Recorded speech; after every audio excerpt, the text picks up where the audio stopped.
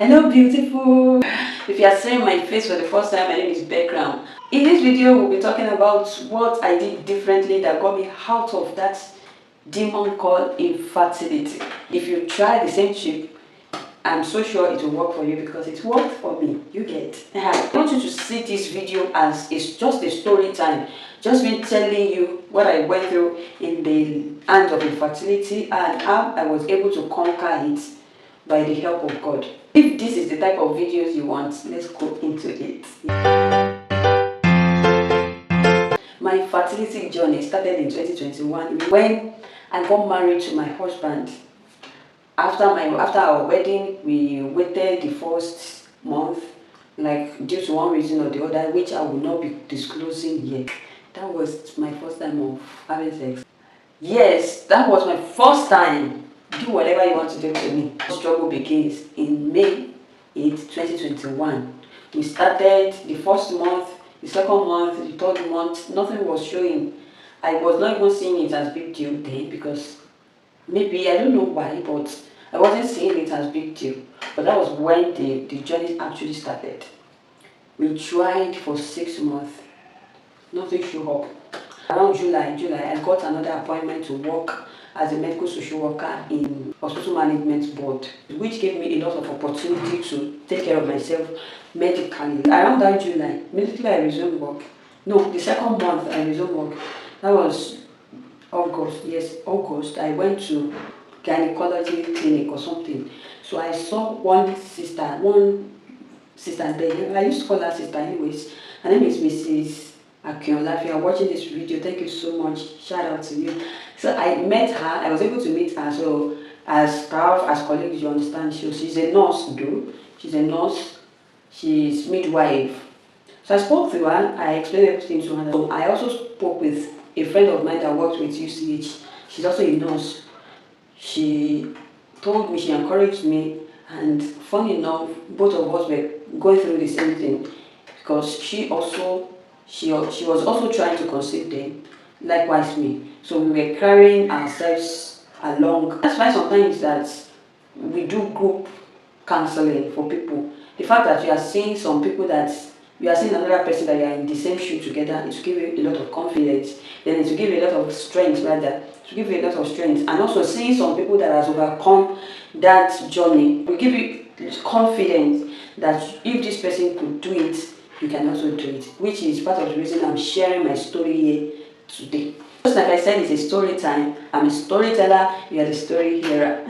So that was how it begins. The sister advised me to go and do scan because normally that is the first thing you do, to check your womb, to check what is there that is stopping you from getting pregnant, that is stopping the baby to grow inside of you. You get. So the following week, I thought, okay, when I got home, I told my husband about it. And my husband said, my husband was like, okay, no problem, let's go and do the scan. We went to do the scan. I got there and the scan was done. After that, I had no problem in the womb. I did not even have fibroid. Like I used to hear people say, it's every woman that do have fibroid. That's not true because I don't have. And I am so sure that there are a lot of women that do not have fibroid. Maybe you would have just say, but later I saw it online that it's just maybe 98% of women that have fibroid, something like that. That's not the main reason I'm doing this video. So after that, I gave her the results, and she was like, "You don't have any problem here." She advised me that I should tell my husband to do sperm analysis. I got home and I told him. He said no problem. The following day, we went to another hospital. Long story cut short, my husband did sperm analysis and it came out so perfect. We spoke to our bishop, and our bishop happens to be a doctor. We showed it to him and he was like, this sperm can populate the whole of Nigeria. Wow. Why then am I not pregnant? I don't know. So we proceeded. That was the first test that we did. So later, then our bishop advised me that we should continue to try because he believed that we don't have any problem, that he will be praying along with us. And ever since then, he has always been faithful to his word. He has always prayed with us. So many times we do pray together. So many times we fast and all of that. And in this journey of infertility, what they normally need from a man, the only test that is so compulsory for man to do is the sperm analysis. And once the man's sperm analysis is perfect, there's no reason for him not to impregnate his wife. No, let me take that back. There is no medical reason for such man not to impregnate his wife. I spoke to my CMD, a consultant gynecologist. It was already a year that I've been, so it was even more than a year that I've been married. So my gynecologist asked for the results. I gave him the scan that I did that time. He said no problem, but the scan is list of what he needs to work with. He asked for my husband's sperm analysis and he was like, this is perfect. Mind you, that was not the only sperm analysis that my husband did. He did like, I don't even know the numbers of time that I forced my husband to go and do sperm analysis. Each month, if he do it, if he has done it this month, and I see that, okay, he did not have any problem with his sperm. Because I read online, when you're looking for something that is not lost, you'll be checking online all the time. You'll be checking online regularly as if it's online that will give you that thing that is not lost that you are looking for.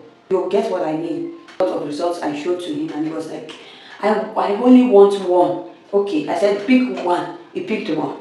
And he saw that my husband does not have any problem. Then he spoke to me and said, okay, I know your husband does not have any problem, but as human, even the only result that we need from a man is the one that I have checked and it's fine.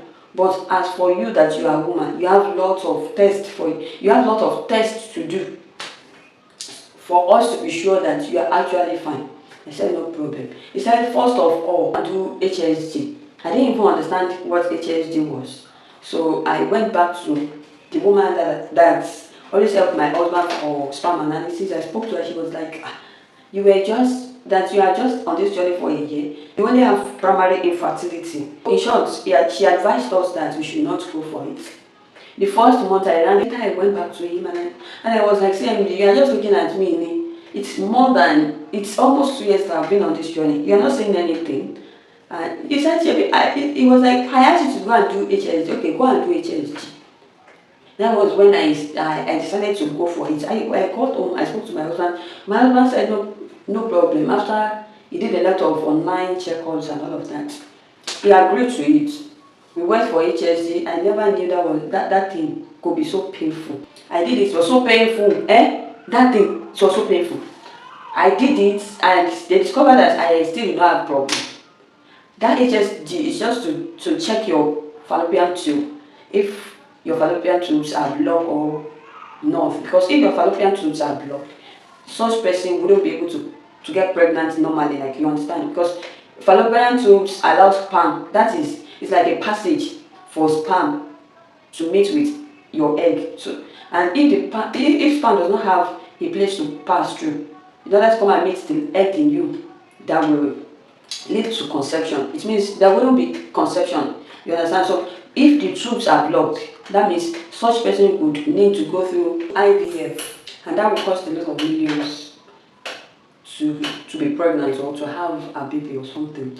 So I did that and I discovered that my tubes are opened. So what is the problem again? I showed my CMD the results. He checked it and he was like, okay, fine. I don't know the name given to that one, but it's just as if you are supposed to be pregnant and you are not.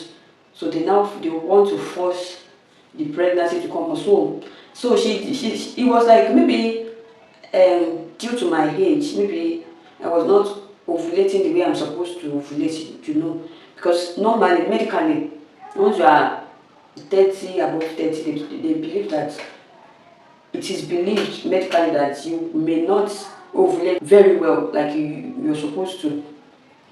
I told him that I do ovulate because I even know each time I want to ovulate, I know when I ovulate.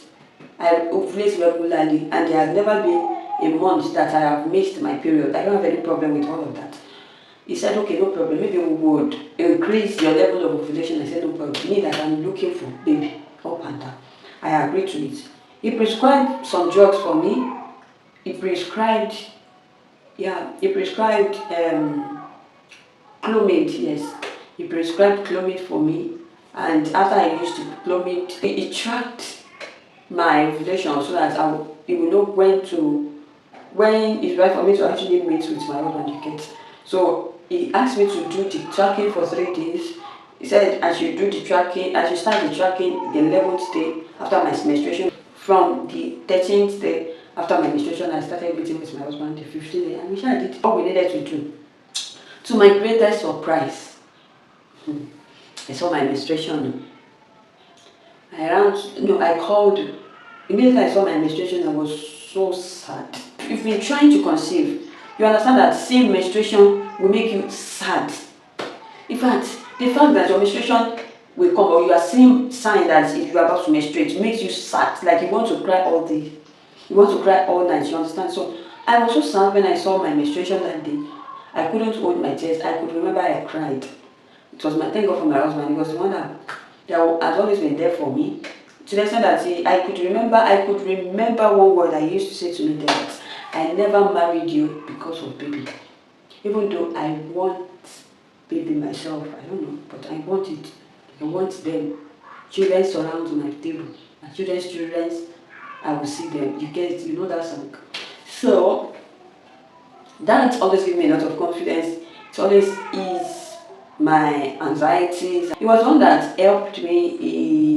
He spoke to me, and I was able to conquer the emotional problem you get. So after that, I chatted my Oga, who happens to be a consultant gynecologist rather.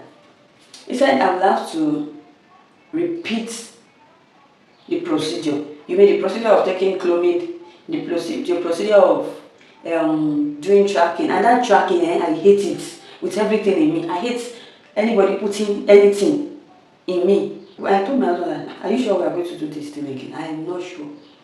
He said, no problem then. So we went to church, I think the following day or so. We went for Manna Water. Manna Water is MFM program, Mountain of Fire program, you get. So we went for the Manna Water, and immediately after the Manna Water, during the Manna Water, they were announcing 70 days prayer and fasting. We bought the book, and that was how we started. My husband and I started the 70 days prayer and fasting, all because we were trying to conceive. You know what the Bible says? Be violent, take it by force. So we were ready to take it by force. So we started the 70 days prayer and fasting. I think that was the longest prayer and fasting that I have ever done. Okay, I have ever decided to do, because I did not eventually finish it. We started it, we will fast and we use the book to pray regularly. We also pray for what we want, which is to conceive and a lot of things that we want. Let me tell you, it does not take us more than 2 days before we started having testimony upon testimony. Then the 20th day, I discovered that I was pregnant. Wow! We get out of infertility. That was what got me out of infertility. So if this could help me, it can also help you. So I introduce to you again this prayer. It was prayer that got me out of infertility, not drugs. Nothing, because I don't have any problem. I don't have PCOS. I don't have blood fallopian tube. My tubes are not blocked. I don't have fibroid. I don't have ovarian cysts. I don't have any problem. My husband does not have low sperm count. He doesn't have any problem. So why do we have to pray? Nothing. I want you. We call upon the God of Olukoya. We call upon the God of Elijah. He came through for us. And I'm so sure that he will always also come through for you. So lest I forget that it wasn't just my boss, which happens to be the consultant psychiatrist that I used. He went to 2 different gynecologists before my boss intervened. With my boss intervention makes it 3 different gynecologists. You get that? It was not a joke. I hope you can imagine the amount of money we have spent on this infertility journey. We have spent. So it wasn't an easy journey. It was an expensive journey, you get. And it was a journey that I don't even pray for, even my enemy. If you are watching this video and you are going through infertility challenge, God will see you through. Breathe. Live your life. Live your life. The Bible says, though it tarries, please wait. Then he ended it with the fact that it will not tarry. Do you know why it ended it with the fact that it will not tarry? Because God is never late. God always comes on time. I gave birth to my baby on my 3rd year anniversary. That was how God wanted it to be. God is never late. He always comes at the right time. So it will come through for you at the right time. Just keep praying to God. Keep being yourself. Keep being happy, because you need to be happy. You don't need any emotional problems, you don't need to be depressed because of infertility. You have to come out of it victoriously. And you can do it. If I could, you can also do it. But above all, pray regularly. Nothing in this world is normal. Nothing, absolutely nothing. Like for me, I don't have any problem, just like I've said. I don't have any problem that could have caused infertility for me. But anyways, I had to wait for 2 good years and I think a month before I finally got pregnant. I got pregnant August was my last menstruation, and I gave birth to my baby May 8th this year, 2024. So if the God will come through for me, He will come through for you too. Just pray. You should be ready to come out of it. You should be angry in your spirit that this, you don't want it again, and God will show Himself in your life as God. Thank you for watching this video. If you have seen this video to this stage, I want you to subscribe to this channel, like this video, comment below what has been your challenge about infertility, or you have gone through infertility journey and you are able to conquer it. What did you do differently that got you to positive results? And if you are still going through infertility journey, I wish you safe trip. Yeah, I wish you safe trip, and I pray that God will come through for you. You will laugh, and people that see you will laugh with you. Thank you so much. I'll see you again in my next video. Bye bye.